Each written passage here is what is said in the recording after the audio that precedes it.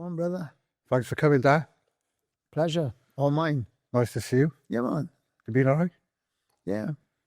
Yeah. Just finished in the gym. Rest home, had a shower. Come up here. What you trained today? Back and biceps. Yeah. Yeah, back and biceps. Tomorrow's legs. Not a favourite. But got to be done. Worst Got to day. have symmetry. If you don't do your legs, your shoulders won't grow. Man. It's all about symmetry, isn't it? Out, in, out again. Yeah. You know? But yeah, I used to push a lot of weight years ago. So much one day my whole nose exploded with the pressure. Wow. Blood everywhere in Mikey Reynolds' gym. But yeah, it becomes like a routine, you know. You brush your teeth every day, comb your hair. Well, then sure, I used to have hair. No, not so much. Got more than me. I keep back on to keep my keep the heat in. Yeah. It is in the summer, it's like 18 degrees. So You're always like very well dressed, didn't you, Dad? Every time I see you, like really. and gotta make an effort. Yeah. If you got an appointment, whoever should always make an appointment. It says a lot about you. People judge you by the way you look. It's eye contact. First, by the way you look like, you know. So yeah. My father's always a sharp dresser, so I follow suit, and it serves me well. I'm trying to get my kids into that, my sons, because but he says, Dad, we're always on construction sites, so you know they wear a sort of uniform, but like combat pants and all that, you know, because it's our modern stuff. These camouflage stuff and black canvas pants, but they're on sites every day, so I gotta let it be. But always remember, if you got meetings, where a client, go smart, go sharp, tell us a bit about yourself. Yeah. Well spotted. So I know you're like you're a Cardiff boy, but can you tell the people where you were born and where you were brought up? Born in a place called Georgetown in Guyana, which is in South America. A lot of people get confused. They think I've said Ghana, but it's not Ghana. Ghana's in Africa. It's Guyana, which is in South America, which is it's coming up in the ranks because they found oil, but it's still 3/4 jungle, and yeah, it's jungle and water. But just went back in February, March, but I wasn't very impressed because I didn't like the smell. But I can't slag Guyana off. It's my homeland. I love it. I love most of all. I love the people, and now I love all the kids because they're so respectable. They're going home from school, and they say, "Good morning, sir. Good morning, sir. Good evening, sir." Oh, fantastic is that? Yeah. Young kids just walking home from school. Lovely, yeah. You know, it's lovely. So I apologize for saying that. You know, it's I haven't gone far. Of course it has, but they do need them to work on the sort of. I love tourists to go there to see how beautiful the country is. It is 3/4 jungle, but it's so beautiful. Georgetown needs a bit of work. But they're lovely houses, and that's why I painted my house pink, because every other house you see in Guyana, they're yellow, blue, pink, red, orange. Beautiful. It makes you happy, makes you feel good. Yeah, your house stands out nice on the main road, don't it? Pink, man, on the main road, pink. Yeah. You can't mistake it for it's pink, and I'm proud of it. I love it. So when did you come to Wales?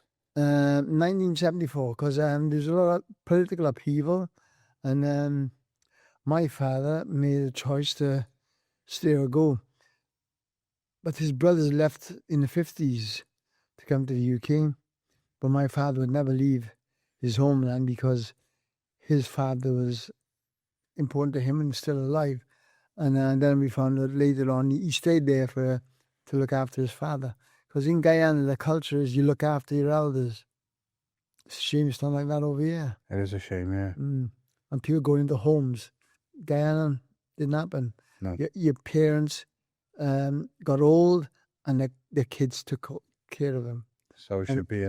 My granny and grandfather from my father's side, and my granny and grandfather from my mother's side. I didn't know my grandfather from my mother's side, sorry. But my granny lived with us until she went her way. But my grandfather Charlie, we were all scared of him. He's only a skinny man, but he was scary. So, He lived with us till he passed. yeah. He went in to hospital and never come out. They butchered him. That's what my father says. They butchered him. But in South America, it's a third world country. I would agree with something like that because the medics weren't very good. I chopped my toe off. And I say chopped it off. It was an accident in a bicycle.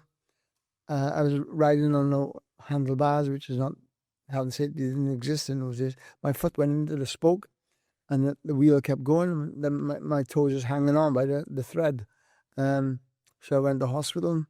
Didn't know much about it, but later on when they took the bandages off, the toe was upside down. So they sewed it on the upside down, which it tells you a little bit about. Is it still on upside down now, is it? Yeah, still walking. Because my mother said, Dario, you got to go back in and you're going to have it corrected. I said, Mum, no way you're going to get me back in the hospital because they put it on upside down once. If I give them another shot at it, they'll put it on a different foot. Yeah. So I wouldn't go back. So I lived with it. I walk on my nails. So, well, there's no nail because you won't grow. Yeah. What were the early days like in Cardiff? What was that like? Was it a bit of a culture shock when you first come? Most definitely. I nearly got run over on North Road several times because I never seen so many cars. In Guyana, there's one car one way and the other one going the other way. And there's mainly donkey carts on the road pulling bloody vegetables, bananas, sugarcane to sell at the either Starbrook Market or Border Market in Georgetown. The school bus was always held up behind. It was only 60 miles, but it took us hours to get there. Yeah. Because the traffic was so slow. Yeah. My dad had a bad accident, come to think, on one of those roads. In Guyana, you drink drive. It's not a problem. Nah, I say not a problem. Of course, it's a problem, but it wasn't enforced. The laws didn't enforce it, and he always drove because it's a tropical country. He drove with his hand out the window, and a car came close by and ripped his arm off. Yeah. Well, we ripped his elbow off. I don't want to dramatize it too much, but he was a guy called Cashan. He brought him home, laid him on the floor in the living room, and his blood just pumping out of him. Wow. But it's my homeland. I love it. I love my country. That's why I went back. Cardiff, like I say, I nearly got run over a few times, and I started boxing when I lived with my auntie and uncle, Uncle Mike, and Auntie June.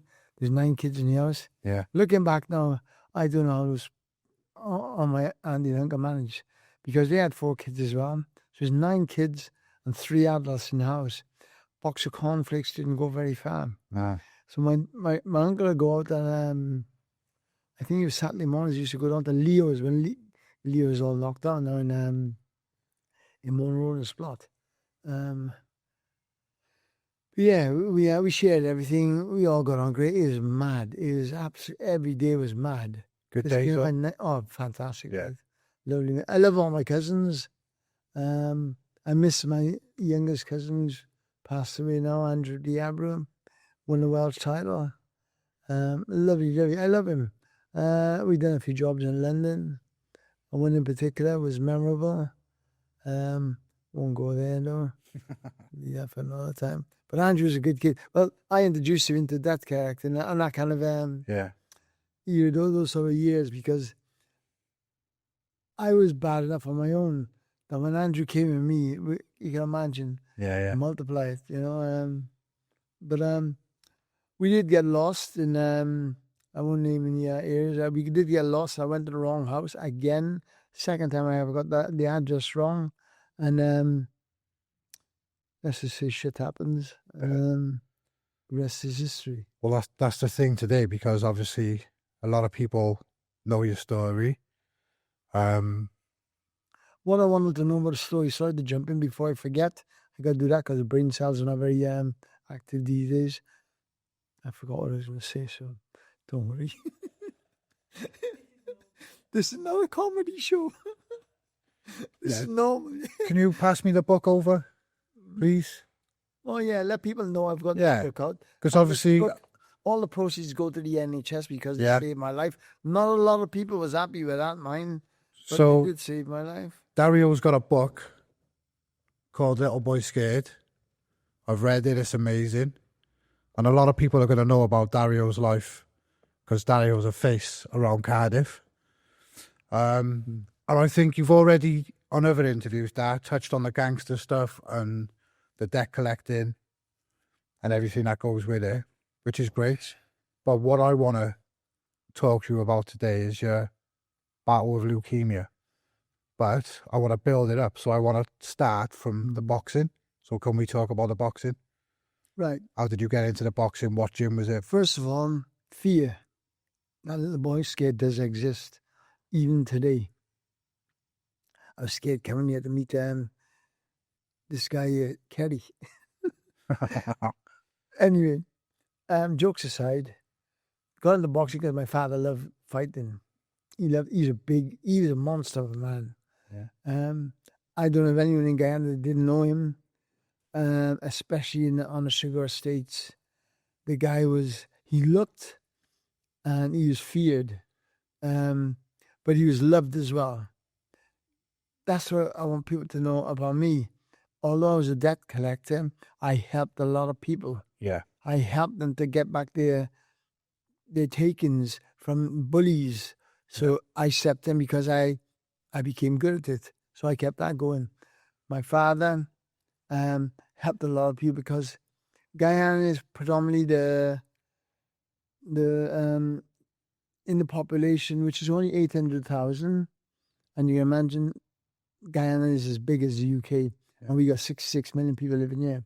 So you can see how overcrowded this place is. But 3/4 jungle in South America, in Guyana. Lots of opportunities, don't get me wrong. But my dad was well known in his neighborhood, and he well respected, and because he helped people as well. So I'm a bit like my father.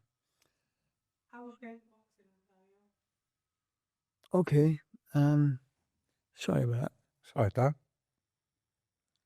My father loved boxing. We always just stay up to listen to the fights. We never had TV in Guyana. One person had a TV down the bottom, Mr. Yarwood. But Mr. Yarwood, for some reason, had a TV, and I don't know why. But you can never get the channels. It was always flickering. And if you got a channel, it's just all flickering. So he had a TV, but we never had TV. And where was I? For the boxing. Right. Yeah, so we had to listen to the fights.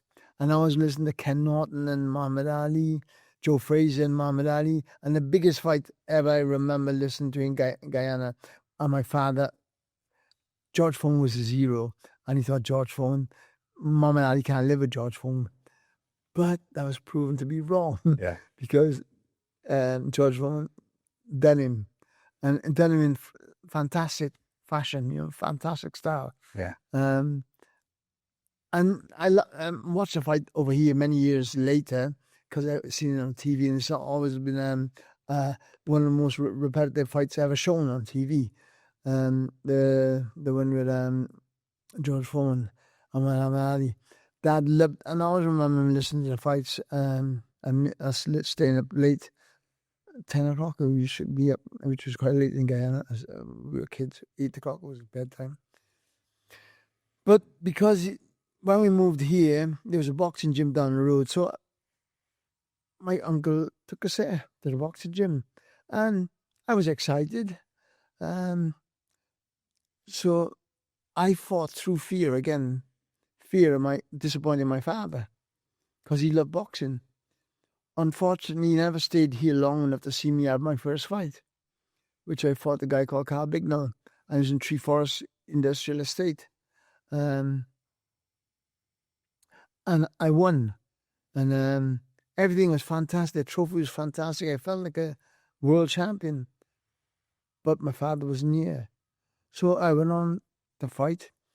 And I gotta say this as well. I was not a good boxer. I was a good fighter. But nobody ever taught me how to box, how to bob out the weave, how to duck and dive, and how to counter punch, and how to use this little skill I had to its best. For its best, I just didn't. But I had many fights. Yeah. Because I wouldn't turn a fight down. They'd phone me at work when I'd been in work since 4 a.m. They'd phone me and say, "Dario, you're fighting tonight in Bournemouth." I'm going to pick up at the bottom of City Road. And then, yeah, okay. And I go, I hadn't eaten. No one took care of me. I had, from the age of 40, I took care of myself. I haven't spoken about that, but from 40, I took care of myself. I was shipped out of Gabafa down to Splot with another uncle. And but he was a seaman, so he walked away. It was just his wife there looking after us. But she done her best. Yeah. But that was wild. How many fights did you have in total there? Well, the last, because what happened, I had about 200 fights, over 200 fights, 222, I recall. But there's no record of it because what we found that the matchmaker was doing was he was cooking the books. I was a good scrapper. I had lots of knockouts. If I couldn't knock you out, you beat me on points because you be scoring. I just waiting for a big punch. I had a good right hand and a left hook. I knocked him out with jabs, left hooks, right hooks, and I knocked him out. But that's the hunger that was inside me to please my father. Yeah, I fought for my father, and guess what? Years later, he came out to watch me fight, and I lost. I lost, and no excuse. But Andrew Jared broke my jaw in sparring in Fleur-de-Lys with Guyana's gym. Guyana assigned me. Yeah, Guyana, yeah. And great gym, I wanted it. Yeah, I was sparring with Andrew Jared, and because I caught him with a good left hook, he caught me back and broke my jaw. Because he's 4 stone heavy to me. He was 16 stone. Professional. I was 10 stone, and he's pro as well. Yeah. But not a lot of people know that, but hopefully they'll know it now. But C. Fosse, cocky fucking guy, would never in a million years beat me on a good day. I don't believe so. Anyway, if he wants a return, I'll take a return with him. Yeah. A street fight. Let's get it on. Yeah. But never a good boxer.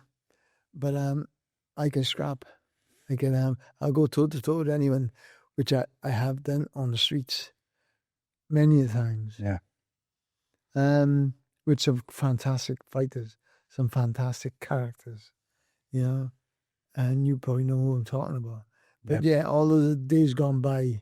But boxing, I loved it and done it for my father. But they used to just call me on a hip hop or someone's pulled out. You could be a middleweight, you can be whatever. Dario fight him. Dario meet me on the bottom of City Road. They pick me up in a minibus, go up there. I get beat. I come home. But that's why I had so many fights. And they weren't recorded. And then the medical card I had, which is what you got to get for every fight. Yeah. They'd give me a new one. Give me a new medical.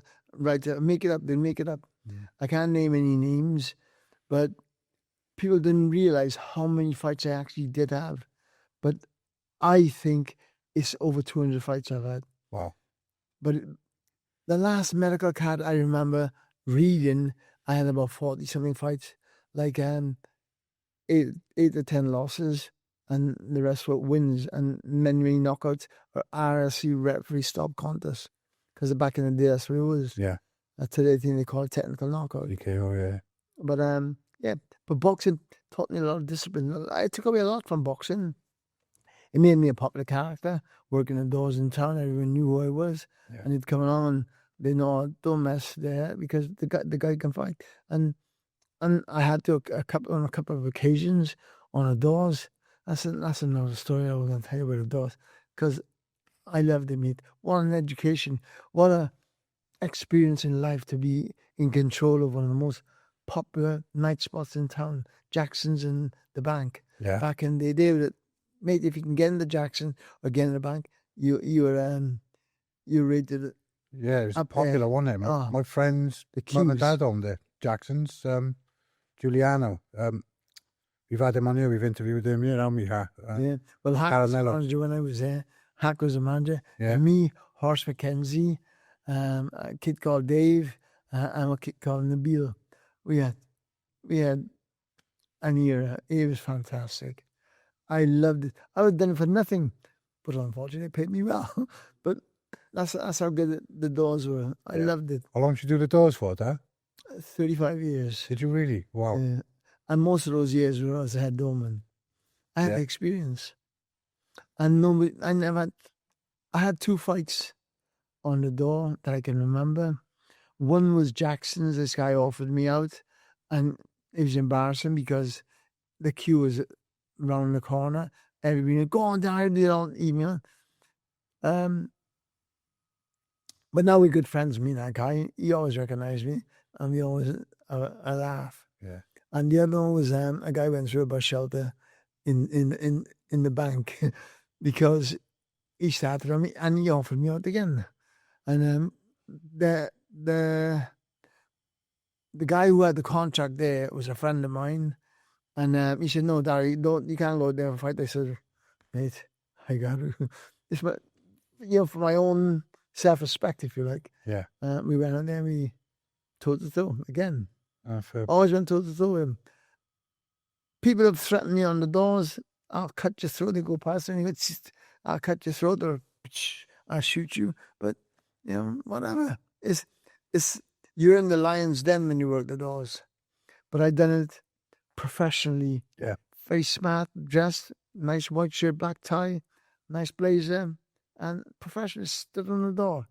And I stood my ground. Even when I was the only doorman in some nightclubs, like the Chemo up in Lisbon, all the cabbies night. It became like a nightclub, but the cabbies, it was called cabbies because all the taxi drivers went there after hours, after the clubs are closed. Yeah. All the bouncers went there. So I done it on my own. Chemo was nice, isn't it? Chemo, yeah. Yeah, I was there a couple of weeks ago. It was lovely. We shut it down. Yeah. I fight. I had a street fight. And this guy's passed now, but I love him. A guy called Billy Waite, a good fighter. An old fighter, Billy Waite. Before your era. It's even before my era. He worked in one of those as a van driver. But he helped me. Everyone could see I was outnumbered. There was a load of guys coming down from Lanesh, and for whatever reason, they didn't take to me kindly because I told them, we're full, and we charged on the door. Say it was £10, £20, whatever. They wouldn't pay it. So shit happened. Went in through a window. A girl actually stuck a high heel in my head. Wow. Yeah, in my flipping back of my head. And because I whacked her old man. But they shut the club down then. It was a fantastic venue. But a little thing like that, small, I was taking a lot of money for them people on the door. Yeah. And people were having lots of fun. All the big businessmen in Cardiff will come in. The same as Jackson's and the bank. But this is like, the upper class people. Not to say the upper class people didn't go to Jackson's or the bank. Of course they did. Yeah. But the Lisbon people, because Timo was in Lisbon, yeah. So a lot of local celebs went there. Even in the bank, there's all celebs in there. Ian Rush, Frank Bruno, Lloyd Hunnigan. A lot of people come through my door, and I greeted them, shook their hands, coming in. Yeah. In those days, we didn't take photographs. Today, everyone's on a camera, on the phones, but then no cameras. And I'd love to have had some evidence from the old days of the fighting days where with a lot of fights that I was winning and knocking them out. But we never had cameras, so unfortunately I didn't have that. Let's go back to the first thing you were asking about, which is the leukemia.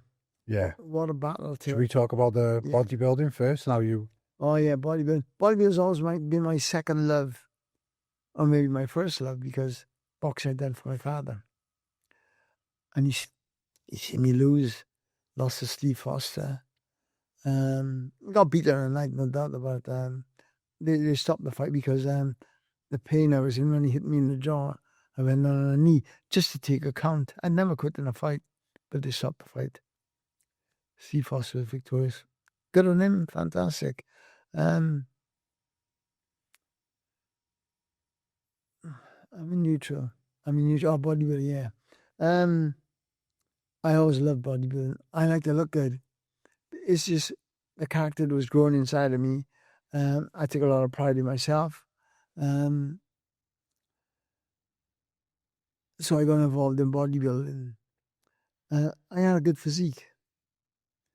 I should have shown you enough photographs. But Yeah, we'll put some of the photos up as we go along. Yeah. But yeah, you're wicked shape. But then I got involved in steroids. Yeah. I resisted it for quite some time.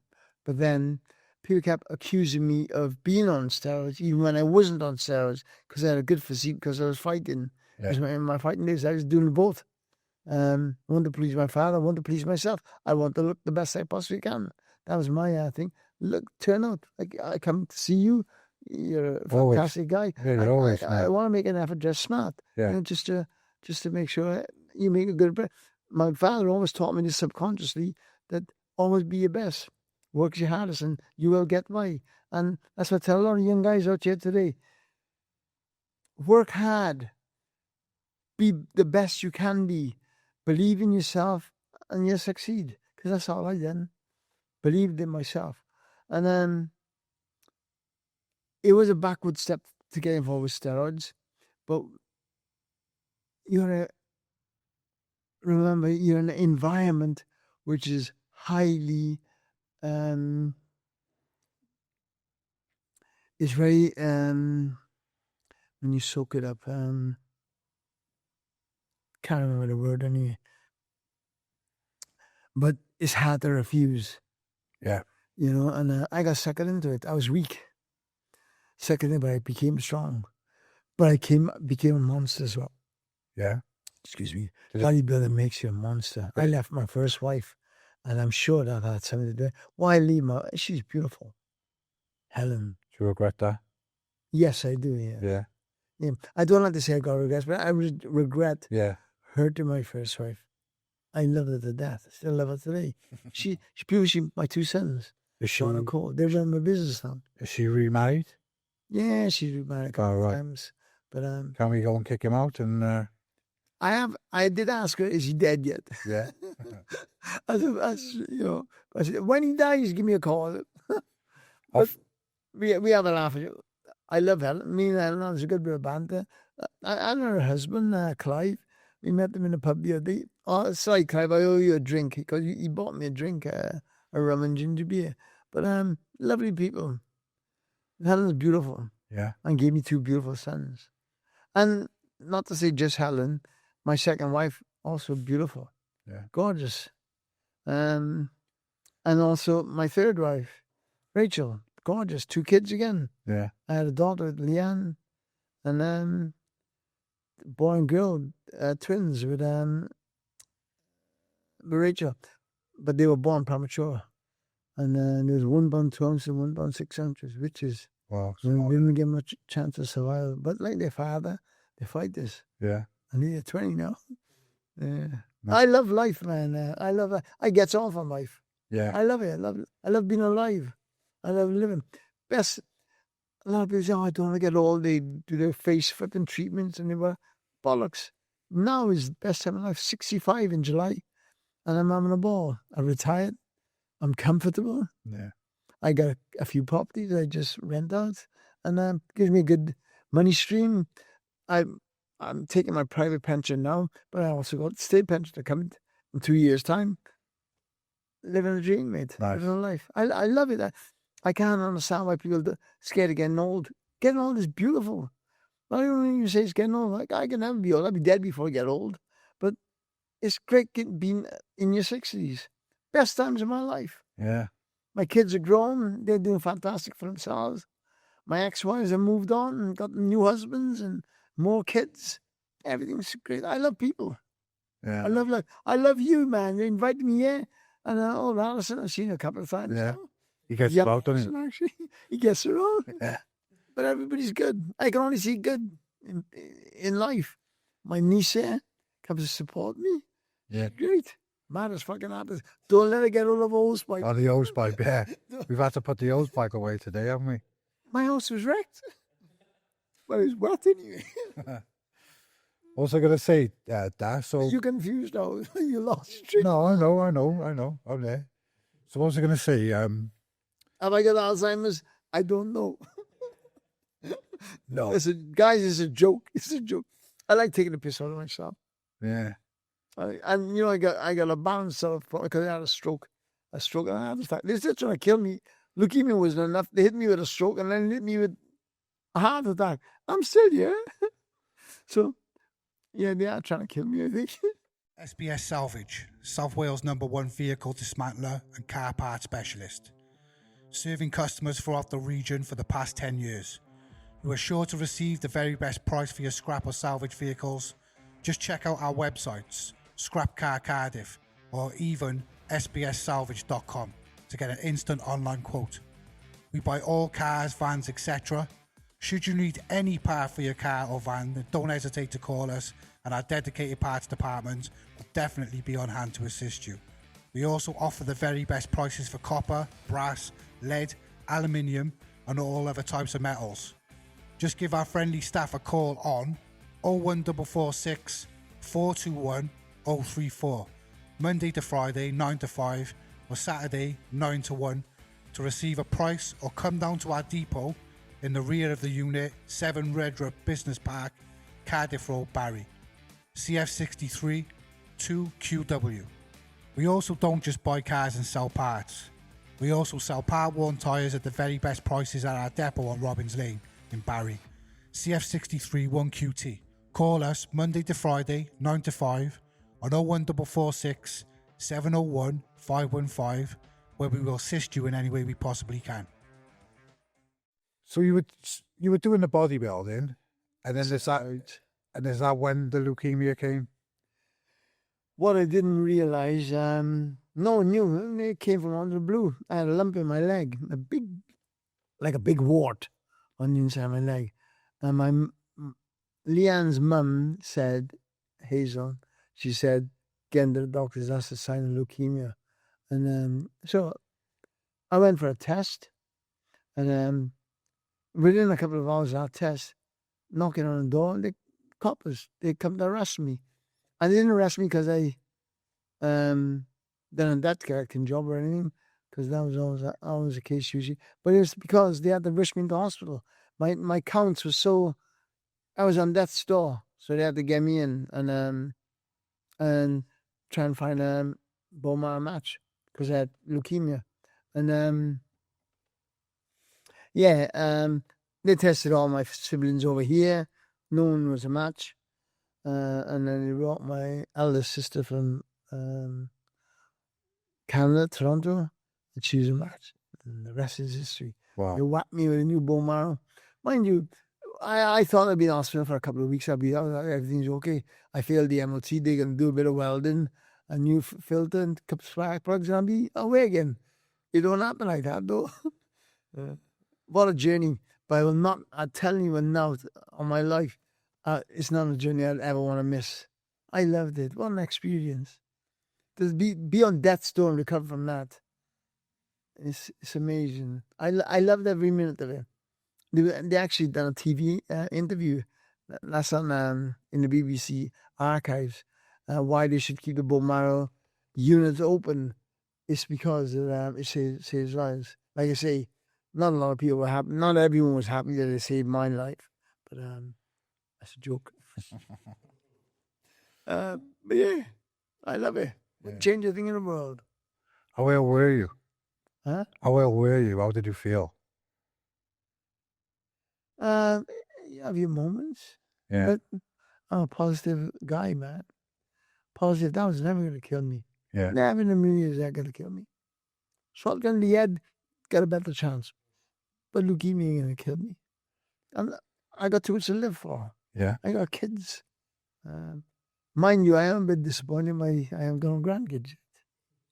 But that's coming. Oh, I was in hospital this one day, and a woman of colour, a friend of mine, in front of the docks, we're having a chat, and I said, let's say her name is Lisa. I said, what's that tag on my toe for? They said, I don't know. I said, come on, you're like a doctor. You must know why they put a tag on my toe. And she says, that's so they can identify you and you go to the morgue. But they thought I'd die. They thought I was going to die. Wow. But unfortunately, I pissed them off. I lived. And, Wow. they tagged me up. That's the NHS for you, because they're on the ball, isn't they? Yeah. You know, they're messing about. They're getting you ready, prep. You know, they probably had a gown already found to put me in. But yeah, they tagged me up. But when you're recovering, look, you're back and forth to the hospital, aren't you? Yeah. And I think I've signed my body over to science. For what good that'll be, I don't know. But yeah, they do a lot of experiments on me. There we go. Yeah. Oh, this is true. Yeah, you're always full of life in your day. You feel Absolutely. like, yeah, just like, Life. yeah. I make an effort to go out, and not I go anywhere. I go at the back. I paint my house red too. Paint my house pink, just for fun. Yeah, I've been to the house. It's lovely, isn't it? It's just Yeah. fun. I love it. I love my house, my little Yeah. cottage. Just me there. No So, one's ever lived in our house. I mean, no one. should we talk about like the security days and the people you looked after? You looked after some real famous people. didn't you? Yeah, well, I was in the first high-profile person. I think it was Diana Ross, and then Michael Jackson when he came to Cardiff. I got a call to do security for him, and then I had a call to do Tina Turner. No, I was at the Tina Turner concert, but I later did some work for her. Not a lot of people know these things that of things I was involved with, because I never talked about it back in the day because I don't think it was appropriate. But I looked after a lot of people, a lot of businessmen in Cardiff. I mean, multi-millionaires, billionaires even. I worked with. Sometimes they disappear. I went abroad doing CP work, trust protection, and they become a bit of a victim over there, I suppose. Could say, if that's right. Make your own mind up. But I've done a lot of work. Yeah, I looked after a billionaire in Miami. I don't think he's paid the bill yet. No. Probably, I don't know. Lots of things I've done I forget about. Only until you trigger a memory. Yeah. But I've lived a fantastic life, very colourful life as well. Done things that I never spoke about, and I don't know if I'll ever speak about it because no one's pressed that button yet. Yeah. But I was involved in quite a lot of how can I describe it? I was paid to do a lot of stuff. Yeah, I go blank now. I go blank. One day I'll talk, but I got enough to talk about it from all that stuff that used to happen years ago. Yeah. This might come up, especially if Fotik was here. Fotik, me, a good friend of mine from Moran Road in the Splot. I used to be scared when I was a kid. I was scared of her. I still am. But no one ever thinks so because you wear a mask, you wear a front. Yeah. And it became legendary that people avoided me. Good or bad way, I don't know. Can't really say.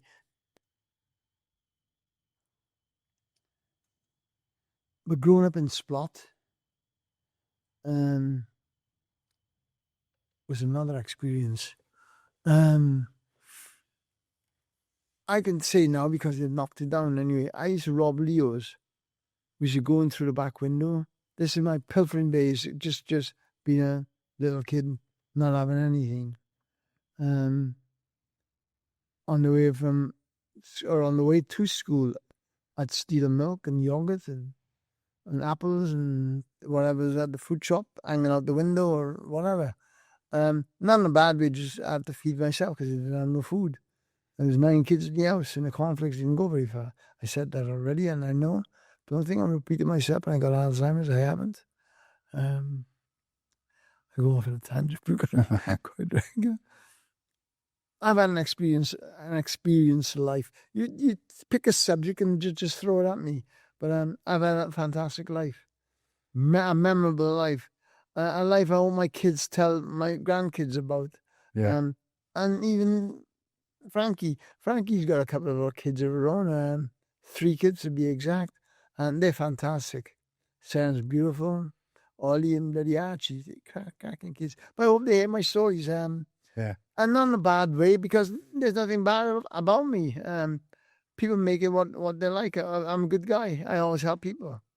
I give, because I got a security company and I employ, at any one time, I have 150 men working for me on the streets of Cardiff and in the construction industry, turning over like £3 million a year, and I enjoyed life. I didn't do anything with it. I just enjoyed it. I worked every day, worked hard every day. I even made myself iller than I was. Excuse me.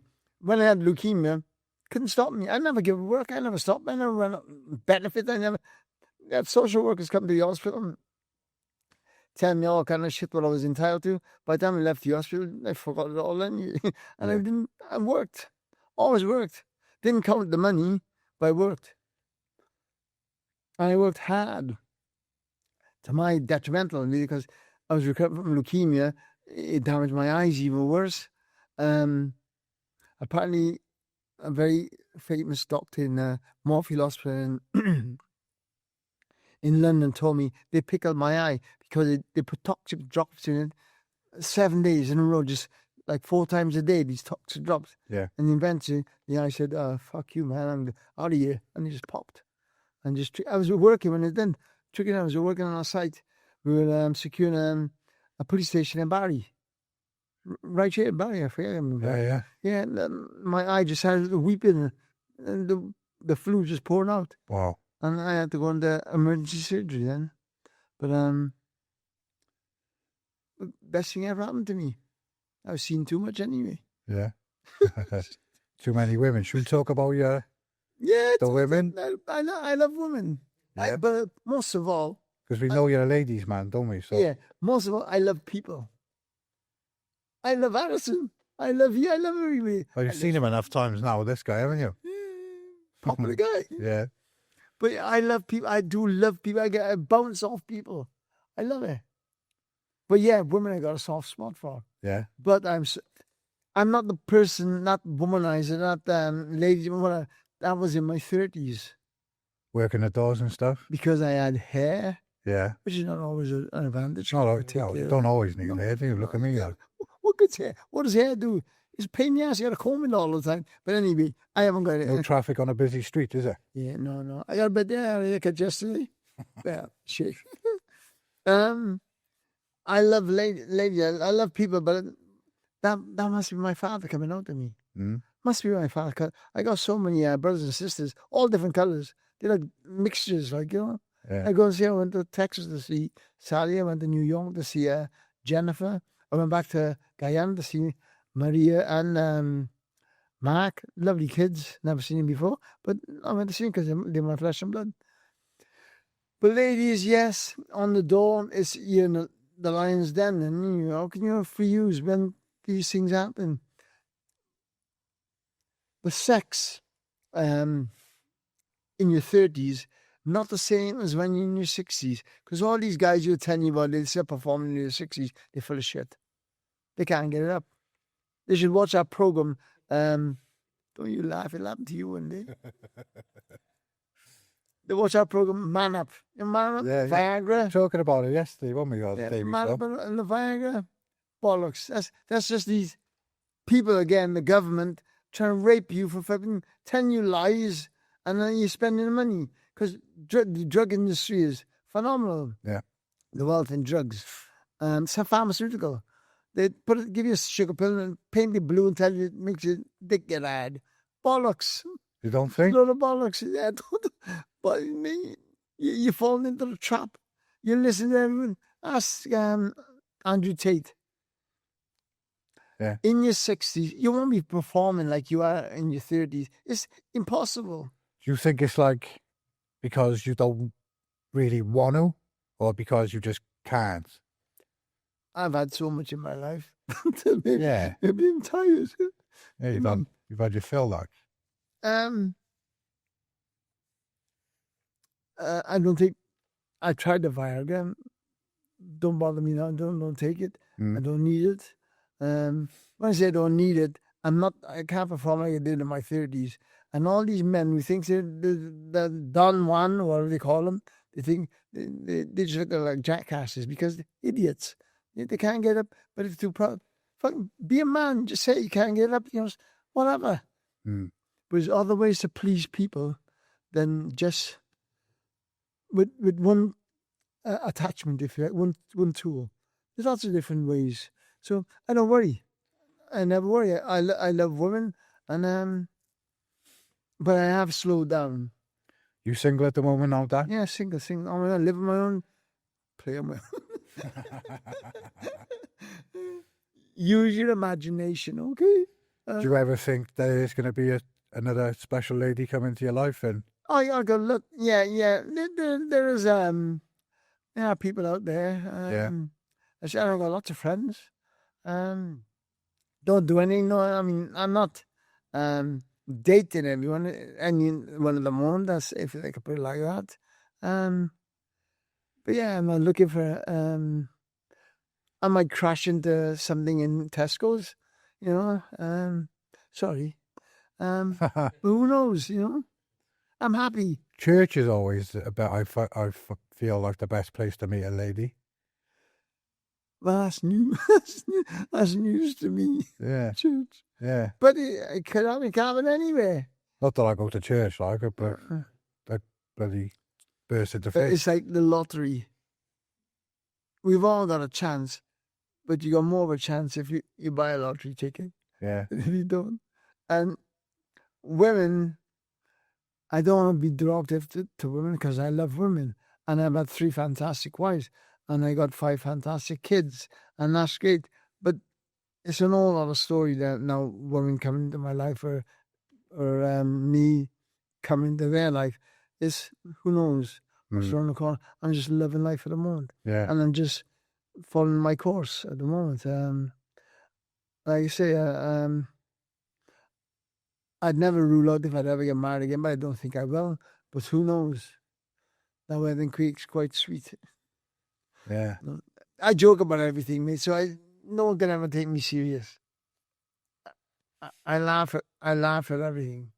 That's because I may be nervous because he sat there opposite me and he might give me another clip. No. Yeah. I'm loving life, Kerry. Good. I'm loving life. I've had a lot of experience. I'd like to put our experience to use. I want to speak to people. I want to become a lecturer, if that's the word. Yeah, I want to speak to people recovering, people with problems in life, and trying to tell you, I can't fix it, but I can tell you how I dealt with it. Because no one gave me much of a chance when I had the leukemia. I went from 16.5 stone to 9 stone. And it just kept falling, just kept coming. I got photographs that I hope you look at one day. Yeah. How it just shredded me. It shredded me. It went from this big, positive lump of a guy to a little scrawny piece of shit that looks like you're going to die at any minute. But the will to live saved my life. The will to live and the will to be around for a lot longer and be of service to the world, or to my country, or to my flipping town, or my city, or my area, to be of use to somebody, So if you had like one message to give to the world, what would it be? Never give up. Never give up? It comes to, I even got to think about it. Never give up. I haven't got to pause and think, what would I say? No, just never give up. And always carry a positive mental attitude. For everything negative in life, there's always a positive. You just got to look for it and find it and search and believe in it and believe in yourself. Life's fantastic. I love it. And not because, well, it is because I'm comfortable now that I can say, work hard. It's not going to kill you, but it'll make you comfortable. Yeah. Anything, any dreams you got, you can achieve them. I wanted a motorbike. I never dreamt I get a Harley Davidson, but I have because I wanted it so bad. And just a cookie on top, I got a Ducati as well. Just because I wanted, you got to want, and you got to work hard. Anything's achievable. Yeah. And live life to the full. Don't have illness, doesn't mean you're going to die, doesn't mean you're going to be flipping struggling. Just work through it. Yeah. Pain, just work through it. Anything else? No, I was just gonna say, like, just like, what a life! Like, it's incredible. Like, I always love being in your company. It's always so enjoyable to listen and hear your stories, and just I always get a good vibe around you, Dad. And Good man. and thanks for coming. Yeah, but just think about things I said. Right? All you as an individual person, Yeah. just be positive at all times, and everything is achievable. Yeah. Everything's achievable. You always give me good advice, don't you? Like, Yeah, absolutely. Yeah, I'm about now in my 65th year of life. I want to help people. yeah. Don't ask me for money, Not again, anyway. but I do help. I still sponsor Yeah. a football team, a kids football team, but anything I can do to help my time, great. I'll give it to you. Go and speak in a school, tell people about, they can ask me questions about my experiences, and I can tell them, I want to do Q&A. That's my... Well, my friend Carolyn, she's really interested in you. She wants you to go into the schools and these other places for Big Ideas Wales.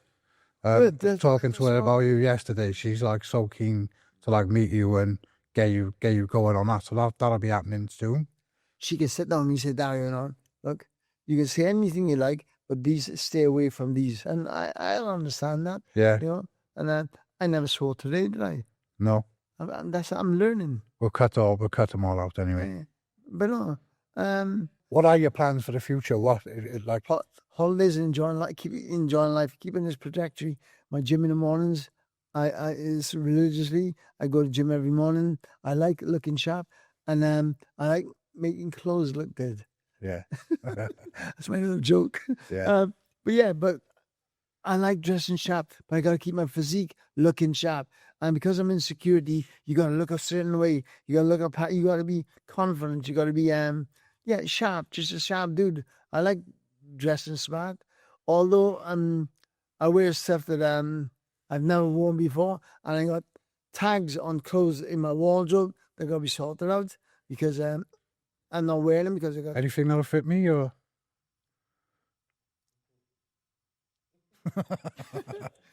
No, he made me speechless.